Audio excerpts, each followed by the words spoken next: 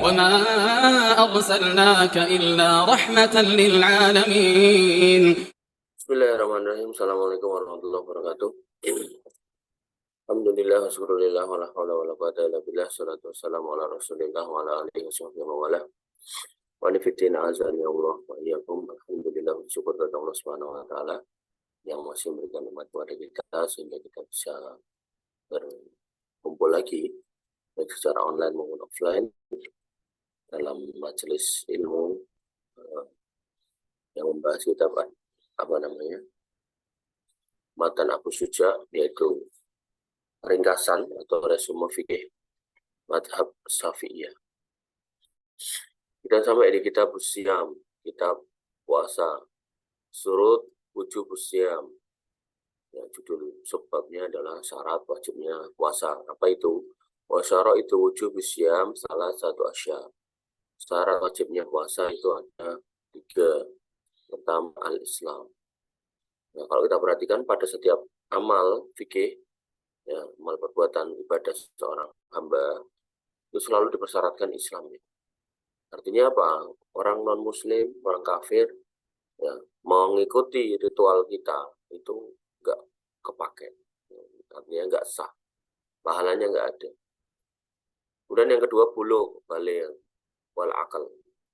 Artinya kalau ini belum balik, dan terkait balik ini, ya kalau ngomongkan usia itu ya sekitar 13 tahun. Tapi sebenarnya kalau diomongkan usia itu nggak pas, itu karena yang benar adalah soal mimpi basah atau haid untuk perempuan. Kalau nggak mimpi basah atau nggak haid, maka dicirikan dengan tumbuhnya bulu kemaluan. Itu ciri balik ya. Jadi tidak melihat besar badannya, tidak melihat umurnya, tapi lebih ke antara mimpi basah atau haid atau tumbuhnya bulu kemaluan.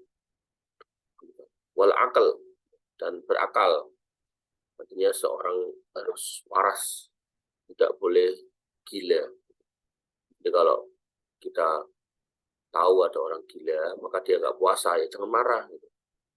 Ada orang gila di pinggir jalan makan itu pas bulan puasa kita marah-marah.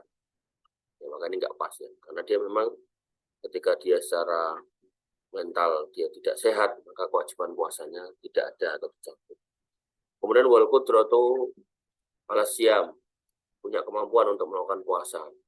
Artinya ada orang Islam, ada yang balik dan berakal juga, tapi kemudian dia sakit, maka nggak wajib untuk puasa.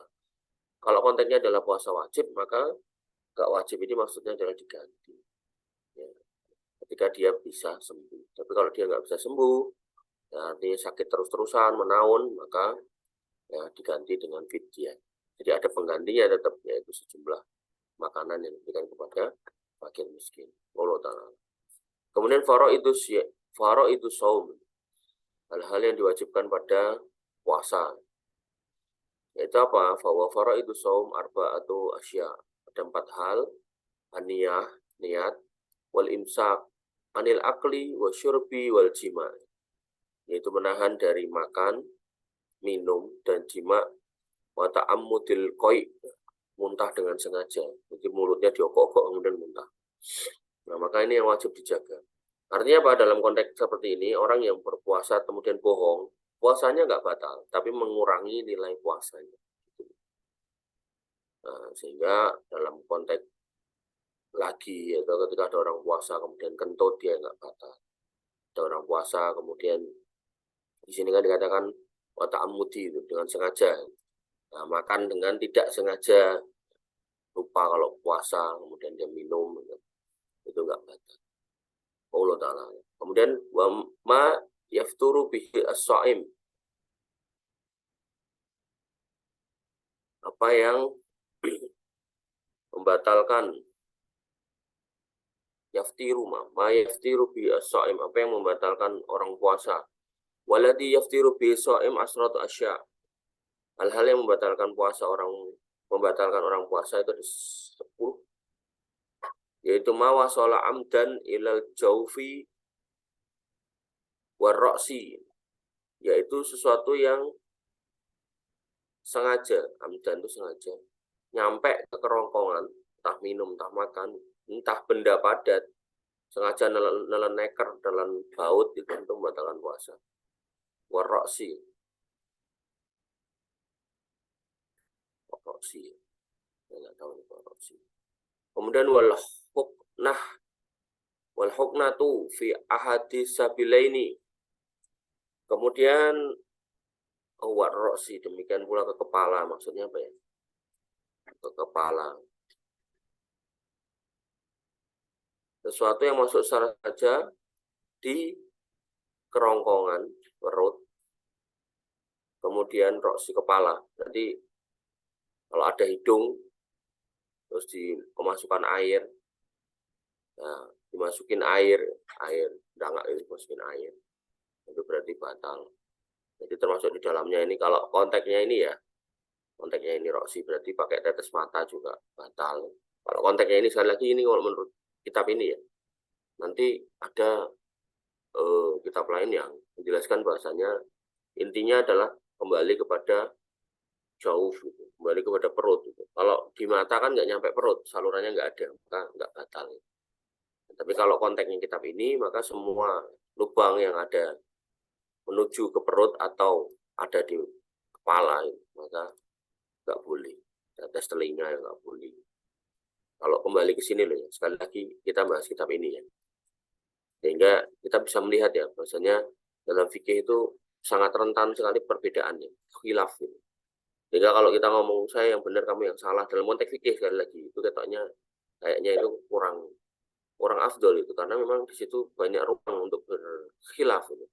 Intinya kalau khilafnya selama masih dibolehkan nggak ada masalah, kita nggak perlu rame. Gitu. Tapi khilafnya adalah khilaf yang jelas-jelas salah. Gitu. Ini khilafiyah, apa khilafiyahnya? Ya kamu puasa, aku nggak puasa, kita khilaf di situ. Nah ini ngawur. Ya.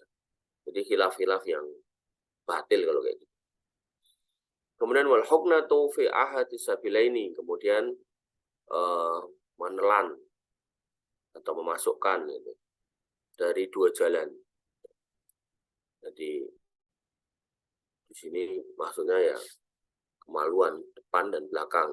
Kalau yang di atas kan terkait dengan mulut dan lubang-lubang di kepala. Kalau di ini adalah yang dari bawah. Misal contoh obat apa namanya, obat ambeien itu kan ada yang dimasukkan dari belakang. Kalau berdasarkan kitab ini saya lagi itu batal.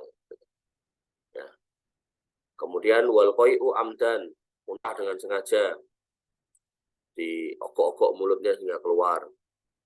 Kemudian wat'u amdan fil farj, dan berjima dengan sengaja di kemaluan. Artinya hubungan suami istri. Dan naudzubillah ya, berzina pun juga membatalkan puasa. Jadi ketika dicontohkan berzina membatalkan puasa bukan berarti membolehkan berzina, bukan. Kadang nanti ada orang aneh gitu yang batal kan jima suami istri, kalau bukan suami istri nggak batal. Nah, ini juga.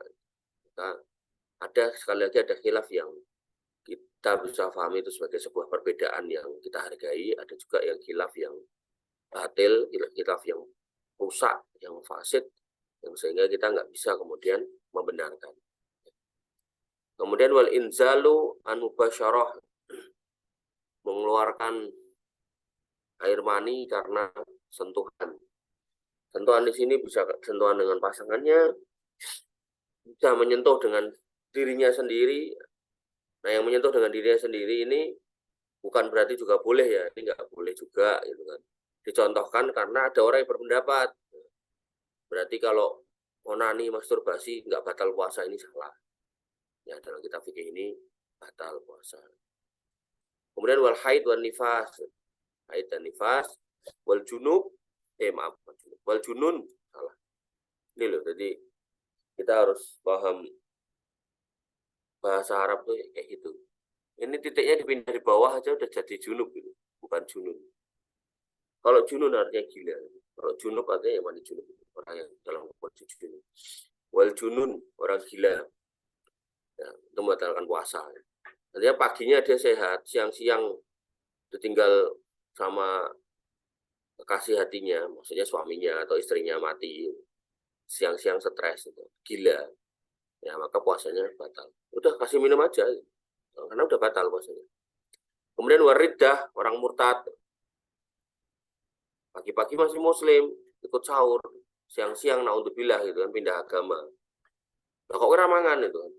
Nah kan aku cek poso. Nah kamu bukan yang tadi kamu udah habis dibaptis gitu kan. Emang retok poso? Ya retok lah, bos murtad. Itu contoh. Sekali lagi kalau saya contohkan gitu bukan berarti saya suruh murtad, bukan. Itu contoh. Ya, contoh itu hal yang jelek sehingga ya harusnya dihindari. Kalaupun ada sampai ada kasus kayak gitu ya sampaikan kalau nggak perlu puasa. Allah Ta'ala. Karena kasusnya tuh ada orang yang dimurtadkan itu bukan karena keimanan ya, tapi karena kebutuhan. Orang-orang miskin yang dikasih bantuan, hingga cerita suruh pindah agama. Pindahlah dia gitu kan. Nggak cerita orang miskin ini karena kepolosannya, ya, selama miskin kan dia nggak bisa sekolah, nggak sanggup sekolah. Sehingga dia jadi kaya, pamit sama petinggi agamanya yang murtadkan tadi. Pak Pendeta saya izin, mau kemana? Mau naik haji. Lah, kok naik haji?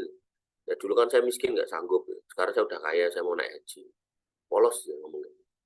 Maka itu fakta. Bagaimana kemudian ada orang-orang yang nggak paham kedudukan agama, kemudian dia mudah untuk pindah, tapi secara memorial di dalam otaknya itu masih terekam apa namanya rukun-rukun Islam gitu. Sehingga dia pengen menjalankan kewajiban sebagai orang kaya yaitu naik haji. Otomatis kalau dia udah murtad ya nggak berlaku. Ya, termasuk puasa juga demikian. Wa ma yustahabbu lis-shaim, dan apa yang dianjurkan ketika berpuasa. Wa yustahabbu fi shaum salah satu asya, dan disunahkan atau disenangi orang puasa itu melakukan 3 hal. Apa itu? Takjilul fitr, buru-buru berbuka. Jadi orang Syiah itu menentang ini nih. Orang Syiah itu kalau adzan ya sholat sih. Orang Islam ya buka sih.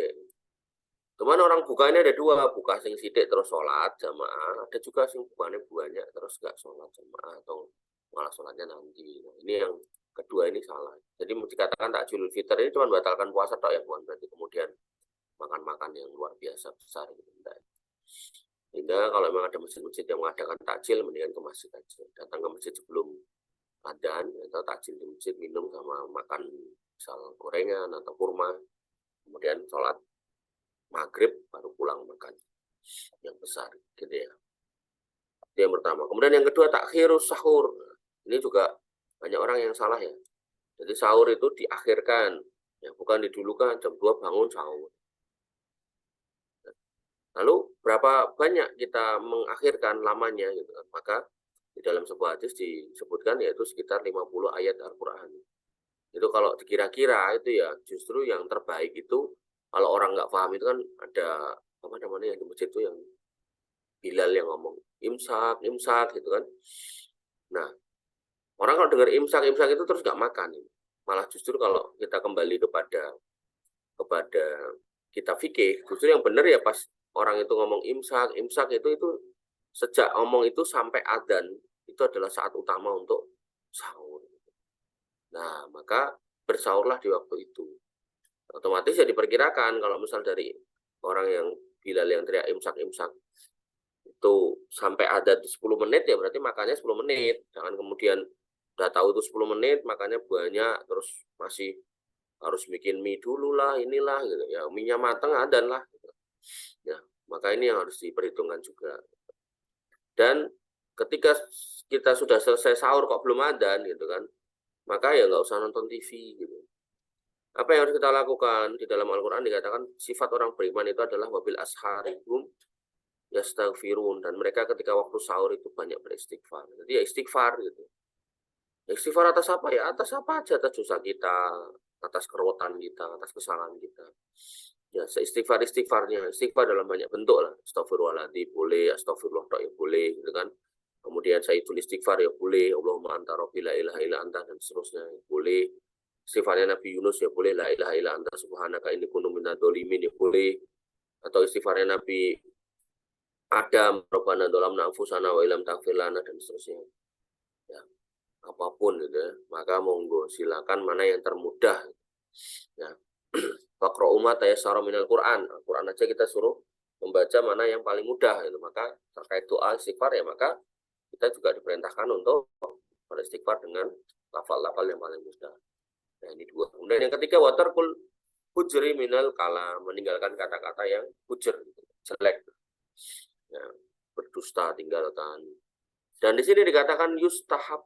Yustahab itu berarti nggak wajib. Artinya kalau kita lakukan ya, kita mendapatkan pahala. Kalau kita tinggalkan ya kita nggak berdosa. Maksudnya apa? Ya kalau kita makan, kalau kita bukanya diundur ya kita nggak dosa. Cuman tidak menyesuaikan atau tidak sesuai dengan sunnah itu aja. Kemudian kita sahur jam 2 ya nggak apa-apa. Barangkali ngantuk banget kan, pulang dari ronda gitu kan, jam setengah 3 atau jam 2, makan sahur terus tidur. Subuh bangun tentunya ya. Kemudian kok pas puasa akhirnya ngomong ya enggak. Kemudian mungkin berdusta, ya nggak batalkan puasa. Cuman ngurangi pahala puasa. Ya namanya ngurang itu ya dikurangi terus sampai habis gitu. Artinya kalau ngomongnya jelek itu sering banget dari mulai pagi sampai sore ya bisa-bisa pahalanya habis.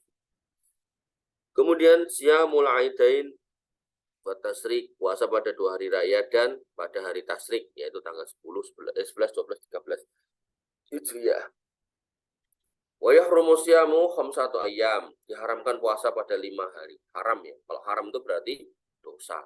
Halal, haram, wajib, sunnah, makruh, ya, mubah. Nah, maka ketika dikatakan haram, ya, maka di situ ketika kita langgar atau kita lakukan puasanya maka itu berdosa. Yaitu yang dua, yang pertama al-aidani, 2 id, puasa di Idul Fitri dan Idul Adha haram.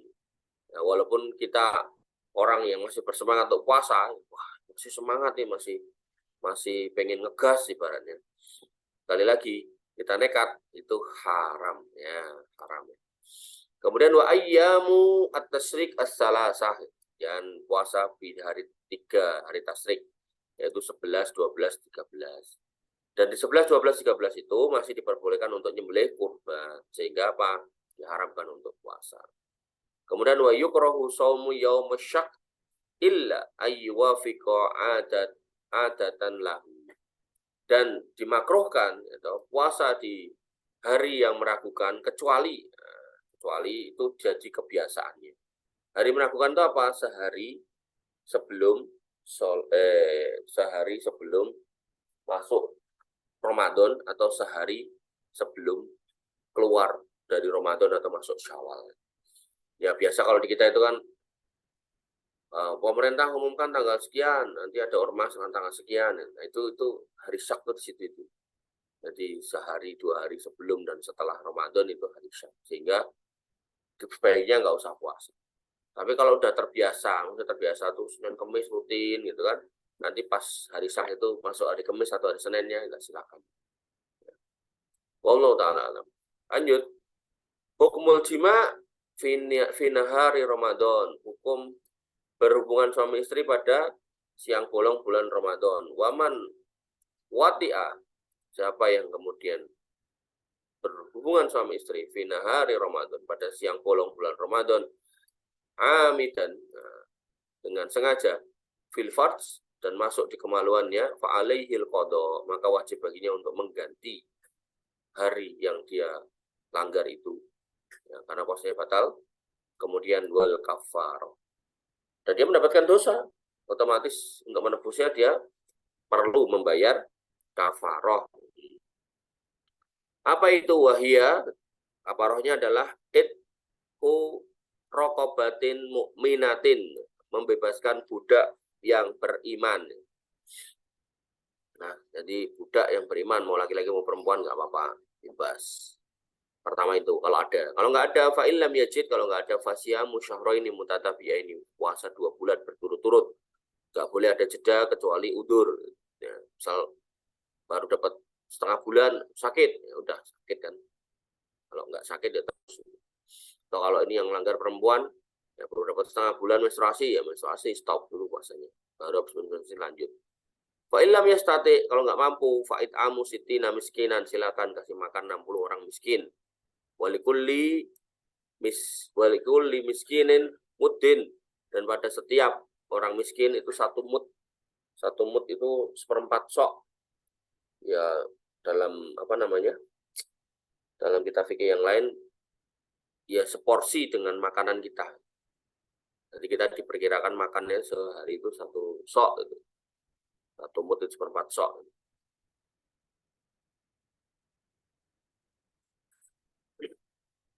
Ini kalau mentah ya, tapi kalau mateng ya porsi lah. Misal kita apa namanya, beli nasi padang 60 bungkus dibagikan ke orang miskin 60. Dan 60 orang nih, sebagian ahli fikih itu atau kitab fikih itu menjelaskan 60-nya harus beda orang. Jadi nggak boleh orang yang sama. Si fulan miskin kasih 60 bungkus, enggak. Jadi harus 60 orang. Termasuk ini mut ini juga dikasihkan ke 60 orang. Wallahu ta'ala. Kemudian qada'u shaum anil mayyit. Nah, membayar utang puasa buat orang yang meninggal. Man mata walai siam, siapa yang mati dan dia punya kewajiban puasa min Ramadan, dari bulan Ramadan, atut aima anhu likulli yaumin muddin. Maka ya tahu kalau di sini ya, kasih makan pada setiap yang dia tinggalkan 1 mud. Artinya kalau di sini ya, konteksnya di sini, maka cara membayar utang puasa dengan cara ngasih makan. Bimakna fidyah. Kalau dalam kitab ini, nanti di kitab lain ya soma anhu waliyuhu, dalilnya begitu. Makanya ketika kita ngomongkan fikih madhab, ya silakan kita belajar dari madhab tertentu, misal ini madhab Syafi'i gitu kan.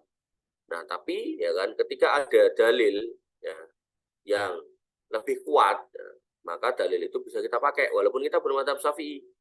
Nah contoh tadi tuh, ya man mata wa alaihi siyam, apa yang mati dan dia punya kewajiban puasa, soma anhu waliyuhu, maka dipuasakan oleh walinya. Walinya siapa ya? Ahli warisnya, anaknya kah, suaminya kah? Nah sehingga pendapat ini atau poin ini ya lebih lemah daripada yang disuruh untuk mengganti dengan puasa, disaur dengan puasa, gitu ya. Kecuali walinya atau anak-anaknya ini orang tua semua, udah sepuh semua, nggak sanggup ya silakan. Kemudian wasaihu in ajaza anis saum, dan mbah-mbah kalau kemudian dia nggak mampu berpuasa yuftiru, dia silakan berbuka. Wa yut'imu an kulli yaumin muddan, dia bisa memberikan makan pada setiap hari yang dia tinggalkan 1 mud.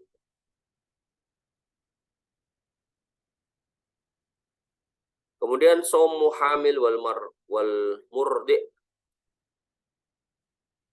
puasanya orang hamil dan menyusui. Ini kalau ainnya dihilangi wal mardo, orang sakit, tapi ini ada ainnya wal murdi, menyusui. Wal hamil wal murdi'u, orang hamil dan menyusui, in khafata ala anfusiha aftarota, kalau dia takut pada dirinya sendiri. Nah, dia hamil atau menyusui, wah kalau aku poso nanti aku enggak capek mati pingsan lah apalah gitu. Nah, silakan berbuka. Wa alaihal qada, buat dia qada tok. Jadi ini perempuan nih, wanita nih ya. Jadi kalau rasa takut itu kepada atau untuk kitanya tok. Aku kalau nyusui sambil puasa, atau kalau aku hamil puasa nanti aku takut aku mati gitu, bahasanya gitu, atau aku takut aku nanti geledak atau kolap atau pingsan gitu. Aku tok gitu, maka kewajibannya adalah qada tok. Wa in khafata ala auladihima, kalau kemudian yang dia takutkan adalah kondisi anaknya, aku nyusoni susuku nggak berkualitas kalau aku berpuasa sehingga anakku nanti sakit, atau kalau aku hamil, kalau aku puasa nanti aku takut anakku nggak dapat asupan gizi yang baik sehingga dia nanti malah perkembangannya nggak optimal gitu kan. Nah, jadi ada rasa ketakutan pada bayi yang sudah lahir tadi atau yang masih dalam perutnya, artinya alias anaknya. Aftarota, silakan berbuka. Wa alaihal qada, dan dia wajib qada wal kafar, dan juga bayar kafarat an kulli yaumin muddin, bayar fidyah yaitu pada setiap harinya 1 mud. Wa huwa ritlu wasalasu bil airaq, yaitu 1/3 ritel iraq. Ini langsung dikasih contoh atau dikasih kesetaraannya itu sekitar 6 on. Terus gampangannya sedino sekilo lah gitu. Gitu ya. Jadi ketika takutnya pada dirinya sendiri saja, maka kodok tok. Tapi kalau rasa takutnya adalah kepada anaknya juga, artinya anaknya takut ini dan itu, maka dia suruh kodok dan suruh bayar fidyah. Kok enak jadi wong lanang ya? Kamu jadi perempuan yang enak aja. Maksudnya gimana? Ya kamu karena nggak puasa, kamu bayar kafarohnya. Nanti yang soal fidyahnya minta sama suamimu kan gitu. Ya. Mas, ki ada kewajiban fidyah lah ngopo? Lah aku raposo pas hamil karo menyusui. Nah, kok bisa gitu? Iki lho, wacanan dhewe gitu, kitab ini. Ini soft copy-nya ada, bisa di-download. Kemudian somul marid wal musafir, puasanya orang sakit dan orang yang safar. Wal marid wal musafir safaron tawilan. Nih, safaron tawilan. Jadi orang sakit dan musafir dengan safar yang panjang. Yuftironi wa yaqdiyani. Orang yang sakit dan safar yang panjang, jadi bukan safar yang pendek. Mau kemana? Jar, mau pulang Pak. Orang poso kan safar, kemana? Gue lali ya, ini nggak masuk gitu. Safar yang panjang, kalau masih ingat terkait dengan jamak kosor atau kosor, itu sekitar berapa, Mas Eko?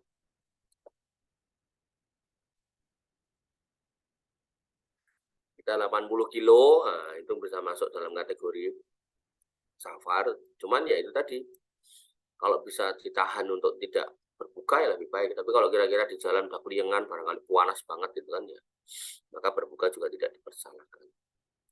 Dia boleh berbuka, artinya boleh berbuka boleh enggak. Tapi kalau milih berbuka maka harus membayar, mengganti di hari yang lain. Al-i'tikaf, masuk i'tikaf, cepet toh. Wal i'tikafu sunnatun, i'tikaf itu sunnah mustahabbatun yang sangat dicintai, senangi oleh Allah dan Rasulnya. Walahu sartoni, dan dia punya dua syarat. Yang pertama an-niyah, niat. Kemudian wal lubsu fil masjid, menetap di masjid. Menetap di masjid. Kemudian wala yakhruju minal i'tikaf,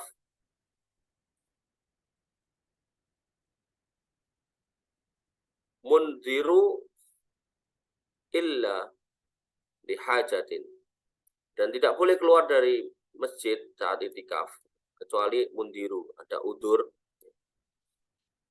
lihajatin untuk keperluan al-insani, keperluan manusia. Apa itu? Ya, misal di masjid nggak disediakan makan, ya, keluar beli makan.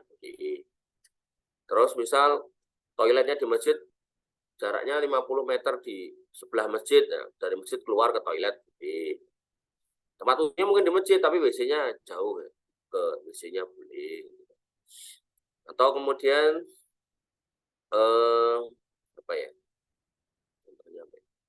Misal kita bawa kunci motor misalnya gitu, atau bawa kunci mobil, atau bawa kunci apalah yang urgent gitu. Terus kita tahu di rumah nggak ada cadangannya, nanti anaknya atau istrinya bingung nyari, pulang dulu nggak sih? Boleh, tapi segera balik. Tapi kalau pulang untuk nonton bola ini nggak boleh, pulang untuk arisan RT nggak boleh. Au udrin min haid, atau udur karena haid, baru dapat 5 hari haid, ya pulang gitu kan, nggak boleh kan menetap di masjid buat orang haid. Au mardo, baru dapat 3 hari kok meriang gitu kan, maka ya pulang. Nah yumkin al muqamu ma'ahu, maka nggak mungkin ya dia bisa kemudian terus di masjid menetap. Ini yang parah. Wa yubtilu bil wat'i, dan batal karena jima. Urgent ini, pulang apa? Jima sih sama istrinya, batal. Maka ini harus dipahami bahwasanya ya, ketika kita komit untuk menjalankan ibadah tertentu, misal kayak iktikaf, umroh, haji, maka kalau bisa sebelum kita mulai menjalankan ibadah itu, selesaikanlah urusan-urusan yang harus diselesaikan. Ya, saya dapat pelajaran berharga itu dari bapak saya lah. Bapak saya itu kan petani ya. Itu yang dulu, yang haji yang dulu itu, beliau itu berangkat haji itu, sebelum berangkat itu nandur pari, masih nanam padi. Jadi begitu di Mekah sana ya, saya sama ibu saya waktu itu ya, keteteran itu panen, keteteran jemur padi. Apalagi posisinya hujan itu. Jadi jemurnya nggak cuma di luar, di dalam rumah itu padi itu digelar. Karena kalau nggak digelar posisi basah, busuk gitu. Apa jenenge? Konyit, ya mas. Ya jan. Pakmu nandur pari aja. Oh enggak, nggak ngerti. Konyit. Jadi dia kalau di dalam kresek karung dalam posisi basah itu, pas kita keluarin itu sudah terjadi fermentasi. Jadi begitu dikeluarin tuh keluar asapnya. Jadi padinya itu anget. Nah itu lama-lama bisa busuk. Bukan sampai digelar di rumah, dalam rumah ini, diratani. Nah, maka pas haji yang kemarin ini sebelum berangkat sawahnya udah dikasihkan ke keponakannya, suruh garapan. Jadi pulang haji pas dia waktu haji yo nggak mikir sawah, pulang haji yo nggak mikir sawah karena sawah ya digarap sama ponakannya. Ini itu contoh ya, jadi pelajaran yang baik ya dari orang tua saya tentunya. Bagaimana kemudian kalau kita tuh mau ibadah sesuatu, selesaikan dulu PR.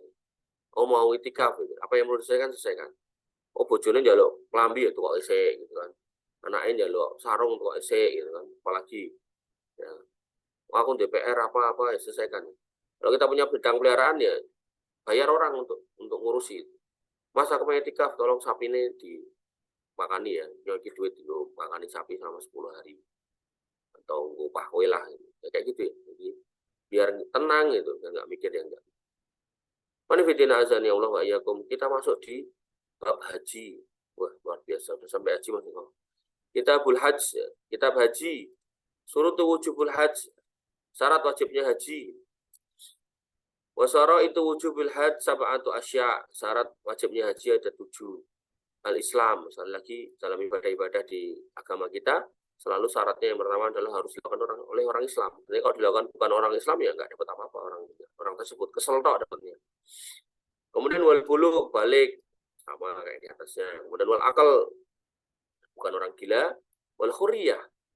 Kalau puasa itu budak juga wajib puasa. Nah, kalau di haji budak nggak wajib untuk haji. Kemudian wa wujudu azati warrohilatu. Ya, adanya bekal, sangu, ongkos. Dan ketika kita dikatakan apa namanya? Dikatakan punya bekal, itu bukan berarti cuma buat kita tok. Karena mungkin kita meninggalkan keluarga di kampung kita, ya, entah anak, entah istri, entah orang tua. Maka termasuk kategori bekal adalah ninggali mereka. Ya. Kemudian warrohilah, kemudian ada rohilah itu. Artinya dalam perjalanannya itu dia punya kendaraan untuk jalan. Apakah milik sendiri atau numpang? Kayak pesawat itu kan pada numpang dong, numpang pesawat. Kalau dulu mbah-mbah kita itu naik kapal, mereka juga numpang kapal. Jadi bukan kapalnya masing-masing kan. Walaupun zaman Nabi itu ya untanya masing-masing.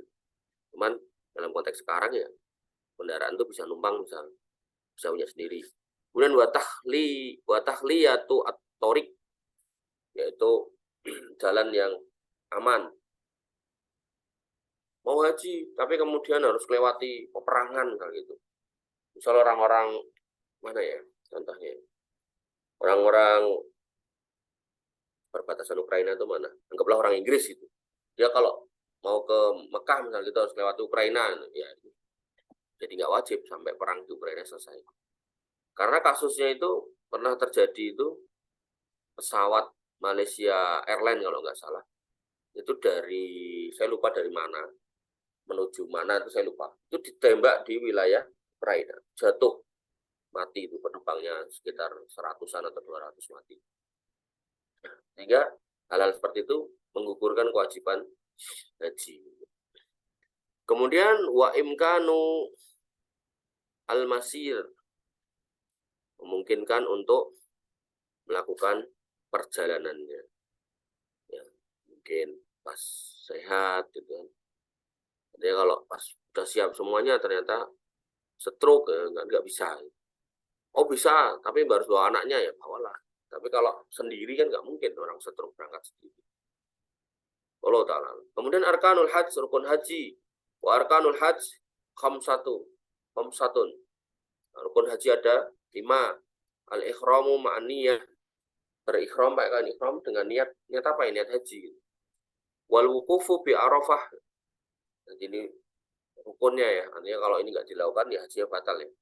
Makanya pas wukuf Arafah ini orang-orang yang sakit di rumah sakit itu ditaruh di bangsal, dibawa di ambulannya parkir di wilayah yang masih masuk Arafah agar mereka tidak ketinggalan rukunnya. Kemudian wa tawafu bil bait, tawaf di Baitullah Al-Haram yaitu Mekah, mengelilingi Ka'bah.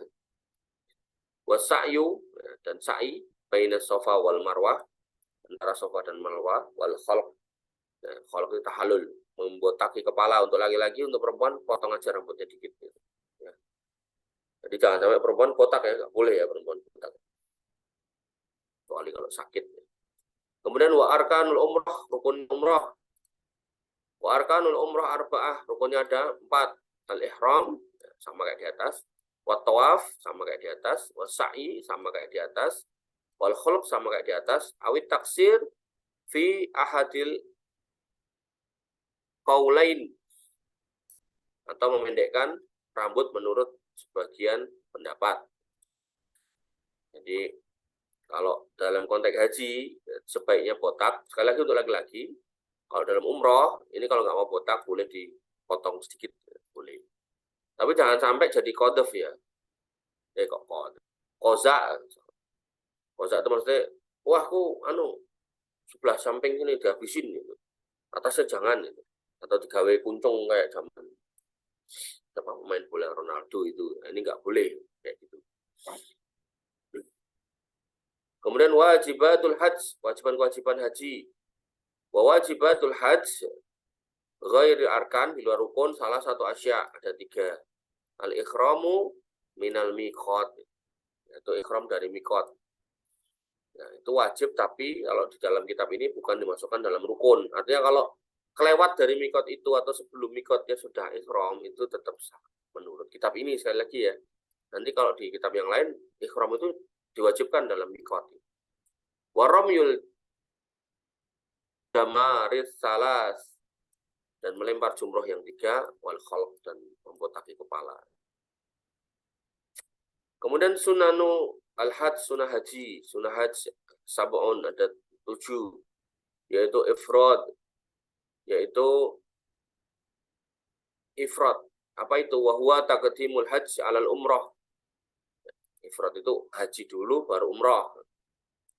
Wah, kemudian wat talbiyah, labbaik Allahumma labbaik, labbaik la syarika lak, labbaik innal hamda wa ni'mata lak wal mulk la syarikalah. Kemudian wa tawaful qudum, tawaf qudum. Kemudian wal mabitu bi Musdalifah, menetap di Musdalifah. Wa raqatat tawaf, kemudian sholat 2 rakaat setelah tawaf. Wal mabitu bi Mina, dan menetap di Mina. Wa tawaful wada, dan tawaf wada.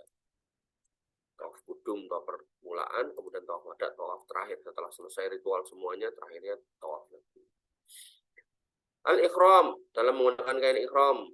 Wa yatajarratu rajulu indal ihram.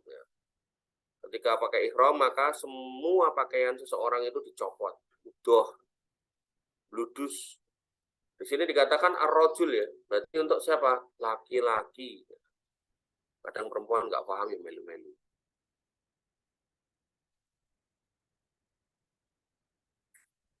Minal makhiti, dari semua yang terjahit.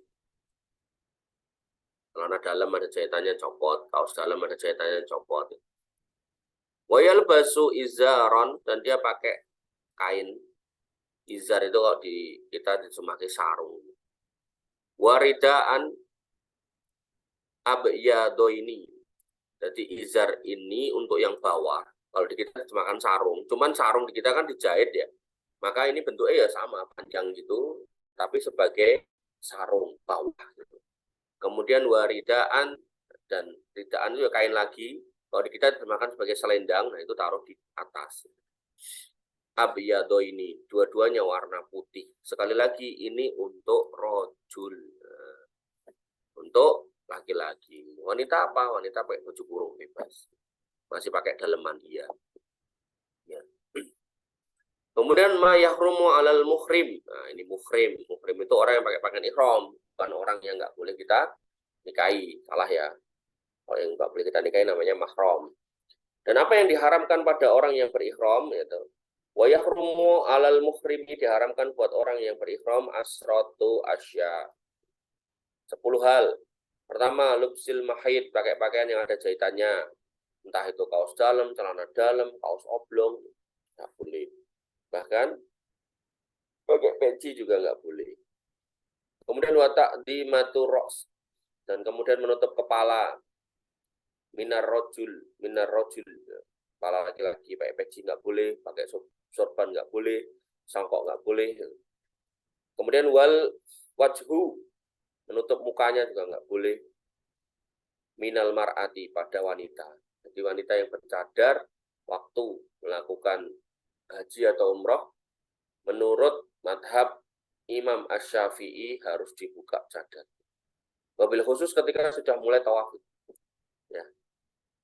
Tapi kalau masih misal dari mikot dia pakai pakaian untuk haji atau umroh masih pakai cadar nggak apa-apa. Tapi kalau begitu sudah mulai tawaf copot. Kemudian watar jilu syar, dan menyisir rambut, sampai nggak boleh menyisir rambut, saya baru tahu ini. Kemudian wahalquhu, dan mencukur rambut nggak boleh. Jadi segala macam jenis rambut dan bulu-buluan nggak boleh dicukur, nggak boleh dicabut kalau udah pakai pakaian ihram. Berarti kalau konteks wanita tadi tutup muka, ya berarti udah nggak boleh berarti kalau udah pakai pakaian ihram. Kemudian wa taklimul atofir, adofir, potong kuku, pendekin kuku, kuku panjang, potong dulu baru pakai pakaian ihram, jangan udah pakai pakaian ihram mau ngecek kuku, ngecek macam-macam. Kemudian waqatlus soid, membunuh buruan. Zaman dulu orang kalau haji umrah kan bawa senjata tuh, entah pedang, entah panah. Tiba-tiba lihat rusa lewat di panah, nggak boleh ya. Termasuk nanti kalau kamu ke sana lihat merpati, ya jangan ditangkap, nggak boleh. Kemudian wa'aqdun nikah, melakukan akad nikah, termasuk di dalamnya nggak boleh lamaran. Ya. Ngapain umroh mbak? Ya barangkali ketemu jodoh di sana, tenang gitu kan. Jamaah barengannya udah ganteng, jomblo lagi, gercep ini si mbaknya ini. Daripada nunggu dia nembung, nah, belum tentu nembung, mendingan tak tembung. Itu wanita tuh boleh nembung ya, kalau emang lihat ada laki-laki soleh boleh ditanya, mau nggak kamu menikahiku? Nggak apa-apa, cuman nanti ritual lamarannya atau prosedur lamarannya tetap dari laki-laki gitu. Bukan kemudian kamu juga yang lamar, bukan. Maka dalam konteks itu, wah, tak tanya dulu, Mas, udah nikah belum? Belum, Mbak. Saya juga belum, mau nggak kamu menikahiku? Itu nggak boleh dilakukan ketika ihram. Kalau setelah ihram, setelah tahallul, ya silakan. Dan kalau bisa ya dilakukan dengan cara-cara yang baik, karena kalian ceritanya adalah di Masjidil Haram, tempat di mana pahala dilipat gandakan, begitu pula dosa. Jadi jangan melakukan hal-hal yang fasik di sana. Ya, kemudian walwatu, dan hubungan suami istri nggak boleh di sana kalau pakai pakaian ihram. Ya, sabar sampai selesai ritual, baru kemudian silakan selesaikan di kamar. Jangan kemudian mentang-mentang manten baru terus ciuman di jalan, jangan ya. Wala rofasa, wala fusuko, wala jidala fil haji. Nggak boleh kemudian ngomong yang jelek-jelek, ngomong jorok. Nah, nyindir-nyindir pasangannya dengan bahasa-bahasa berbau porno, nggak boleh. Berbau mesum, nggak boleh. Kemudian wala jidala, jangan berantem, berdebat sama orang. Wala fusuko, jangan berbuat yang fasik. Di sana ada aja orang berbuat fasik. Contohnya apa? Naik ke Jabal Rahmah, buat tip X polisi, Fajar dan Mimin, Love, nggak boleh. Mengotori tempat apa namanya. Nah, dan itu para laki itu bisa masuk dalam kategori kesyirikan ya, walaupun syirik kecil ya tetap dosa besar juga. Kemudian wal mubasyaratu bisyahwatin, ya, menyentuh dengan syahwat. Ya artinya gini loh, kalau kira-kira ya kan, kira-kira menyentuh atau senggolan itu senggol perempuan, karena kan tawaf itu nyampur laki-laki dan perempuan. Itu misal kita termasuk kategori laki-laki yang mudah terangsang gitu kan ya, sebaiknya kalau kemudian kita tawaf jauh-jauh dari kumpulan wanita. Nanti kalau ada wanita kita menggol lah, karena ya nggak tahu ya, ada orang tuh yang jauh-jauh ke sana udah pakai pakaian ihram gitu kan, itu ya deket-deket wanita terus saat itu kemaluannya digesek-gesekin, itu luar biasa, bener-bener nggak tahu niatnya ke sana tuh dia nyari apa gitu. Ya. Maka yang harus dipahami adalah hal-hal seperti itu tuh kalau kita berbuat baik di sana pahalanya dilipat gandakan, maka kalau kemudian kita berbuat jelek ya dosanya dilipat gandakan. Kemudian wa fi jami idzalikal fidyatu illa qadun nikah fa innahu la yan akad. Untuk semua pelanggaran itu dikenakan fidyahnya kecuali akad nikah, maka tidak sah nikahnya. Fa innahu la yan akad. Maka enggak sah nikahnya, wala yufsiduhu illa wat'i, maka kemudian ya tidak ada yang merusak ihram kecuali wat'i, jima. Jima itu membatalkan. Kalau yang sisanya tadi larangan-larangan yang tidak membatalkan ihramnya tapi mengurangi apa pahalanya. Ya, dan wat'i di sini wat'i fil farj, yang sampai berjumlahnya dua kemaluan, maka ihramnya otomatis batal. Wala yahruju minhu bil fasad, dan dia tidak boleh keluar ihram ya, minhu bil fasad, karena ihramnya rusak.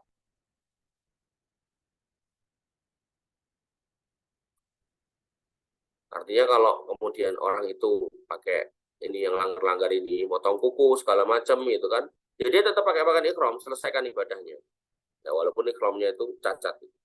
Tapi kalau yang hubungan suami istri, maka ihramnya batal. Dia harus ngulangi lagi ke mikot. Gitu ya. Jadi jangan sampai kemudian, weh, motong kuku, balen ini nih mikot, enggak gitu. Sebenarnya ada juga larangan tambahannya, misal kayak pakai parfum, gitu, boleh juga.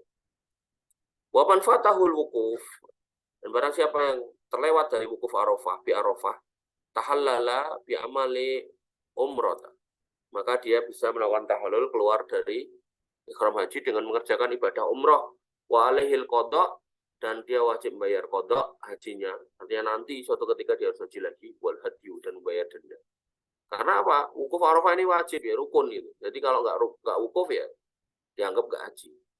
Maka kepergiannya haji pada tahun itu ya dianggap belum berhaji. Wa man taraka ruknan lam yahilla min ihramihi hatta ya'tiya bi. Dan barang siapa yang meninggalkan satu rukun dari haji, maka ya lam yahilla, dia nggak boleh bertahalul. Jadi nggak usah tahallul, nggak wukuf kok ya, nggak usah tahallul. Min ihramihi ya, yang mana dia keluar dari ihramnya, hatta ya'tiya bi, sampai dia menjalankan rukunnya. Nah, rukunnya apa ya? Tadi ke atas tadi rukunnya. Rukun-rukun haji, wa arkanul haji. Arkanul haji, ihram, ma'niyah, wukuf di Arafah, wukuf di Arafah, tawaf, sa'i ya, antara Safa dan Marwah, dan tahlil. Wa man taraka ruknan lam yahilla, dan barang siapa yang meninggalkan, dia tidak boleh bertahalul min ikhramihi hatta ya'tiyah, sampai dia mengerjakan rukunnya itu. Baru kalau udah komplit silakan tahalul. Kok yang ditinggalkan wukufnya udah lewat, maka ya sudah, berarti hajinya batal. Oh, ternyata aku belum sa'i ya, silakan sa'i. Oh, aku belum tawaf ya, silakan tawaf. Wa man taraka wajiban lazimahud dam, barang siapa yang meninggalkan yang wajib, maka dia wajib bayar dam. Dam itu denda berupa menyembelih kambing. Wa man taraka sunnah lam yalzimuhu bi tarkiha syai', maka barang siapa yang ditinggalkan itu adalah sunnah, maka dia tidak wajib bayar apapun. Ad-dima al-wajibah fil ihram, denda-denda yang wajib dalam ihram. Pasal wad-dima'u al-wajibah fil ihram khamsatu asya, denda yang wajib dalam ihram itu ada 5.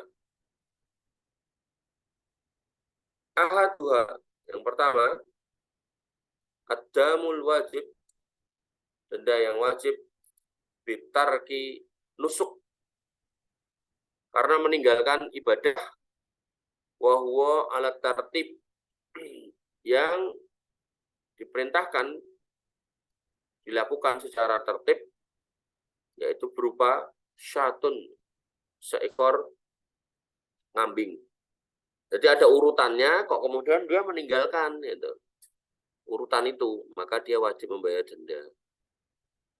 Fa'in lam yujid, kalau nggak dapat fasyamu asro ayam, maka dia wajib puasa 10 hari, salah satu fil haji, 3 hari pada saat haji, wasab'atun idza roja, dan 7-nya ketika di kampung halamannya ila ahli, pada saat pulang di rumah keluarganya.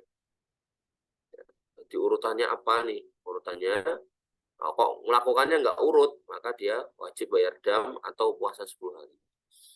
Wasani yang kedua, ad-damu al-wajib, denda yang wajib bil halki wat tarofuhu wa huwa alat takhyir, yaitu dengan halq wat tarofu, mencukur rambut dan bersenang-senang, atau senang-senangnya apa maksudnya? Oh, mengeting kuku pakai wangi-wangian. Jadi kalau yang di atas tadi denda karena meninggalkan ritual ibadahnya. Nah, kalau yang di bawah denda karena melanggar yang sifatnya senang-senang. Bahwa alat takhir, dan dalam hal ini dia boleh milih, yaitu apa? Syatun ausom salah satu ayam, satu kambing disembelih atau puasa 3 hari. Artinya tadi loh yang pakai ikhram, kemudian dia gunting kuku, pakai ikhram, kemudian dia apa tadi? Pakai wati, pakai parfum, pakai ikhram, kemudian dia membunuh binatang di sana, gitu kan, maka dendanya adalah bayar dam, atau dia puasa 3 hari, atau tasoddaqo, awit tasoddaqo, di salah satu asoin, bersedekah 3 sok ala sitati miskin, kepada 6 orang miskin. Jadi kalau ini sok itu kan 3 liter kali 3 ya 9 liter, atau kalau 2,5 ya sekitar 7,5 kilo, atau 8 kilo, atau bisa dibulatkan 10 kilo dibagi untuk 6 orang miskin. Kemudian ya, artinya kalau di kita itu beras ya, kalau di sana ya kalau ada beras ya silakan, kalau nggak ada beras bisa digantikan kurma. Wasalis, dan yang ketiga ada mul wajib, denda wajib bihsorin, karena terhalang untuk kemudian dia tidak bisa melanjutkan ikhramnya. Faya tahalla, maka dia bertahalul, wayuh syatan, dan dia kemudian menyembelih, bayar dam berupa 1 ekor kambing. Warobe, dan denda yang keempat, wadamul wajib, denda wajib yaitu bikotlis soid, karena membunuh binatang buruan. Wahwa alat tahkir, silakan milih. Wa ingkana soid mimma lahu mislu akhrajal mislu minal ghanam. Nah, kalau binatang buruannya ya, sama kayak kambing, maka dia menyembelihnya kambing.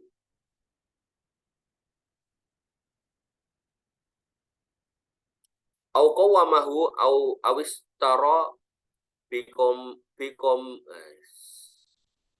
bikoyimatihi ta'aman wa tasaddaqa bihi au soma an kulli muddin yauman. Maka dia bisa juga menguangkannya.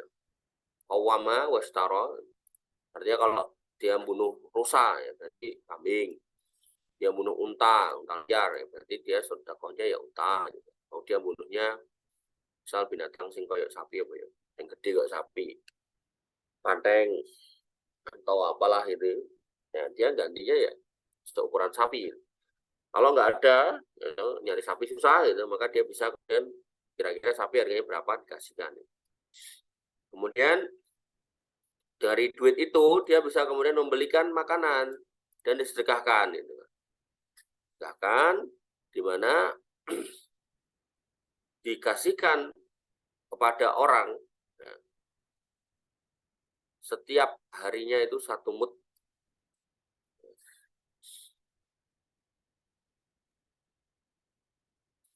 Jadi disedekahkan sejumlah harga itu kepada orang miskin. Ya. Misal ya, sapi harganya 10 juta. 10 juta misal dapat 2 ton. Gitu. Nah, 1 mut ini setengah kilo. Nah, maka 2 ton ini kan 2000 kilo. 2000 kilo ya kira-kira kalau mau puasa ya berarti misal 1 hari sekilo gitu. Ya berarti selama 2000 hari. Lama banget ini. 2000 hari terus diganti 1 harinya 1 mut gitu. Kalau mau disedekahkan uangnya tadi atau kemudian 1 harinya itu 1 mut gitu. Ausoma an kulli muddin yauman gitu. Atau duitnya ini tadi disetarakan kira-kira kalau jadi bahan makanan itu berapa mut. Nah, setiap mutnya itu bisa diganti dengan 1 hari kalau mau ganti puasa. Wa in kana saidu, dan apabila buruan itu mimma la mislalahu akhraja bi qayyimatihi ta'aman. Kalau hewan itu nggak ada yang mirip, misal gajah, itu kan nggak ada yang seperti gajah. Maka ya dia bisa keluarkan dalam bentuk makanan gitu, senilai hewan itu. Gajah nilainya berapa? Anggap aja 100 juta misalnya. Sudah keluarkan 100 juta ini belikan makanan. Ausoma an kulli muddin yauman. Nah, ini 100 juta kalau dibelikan beras misal dapat 100 ton. Ya, sudah 100 ton ini berarti kan 100.000 kilo. Ya, udah 100.000 kilo bagikan ke masyarakat. Ya, maka ini yang harus hati-hati ya. Jadi jangan macam-macam gitu, karena dendanya ini dibahasakan sebagai denda yang wajib. Artinya kalau nggak dibayar ya kita berdosa. Namanya berdosa terkait dengan fikih, apalagi ini sifatnya adalah denda yang harus dibayar, maka ya nanti ditagih di akhirat.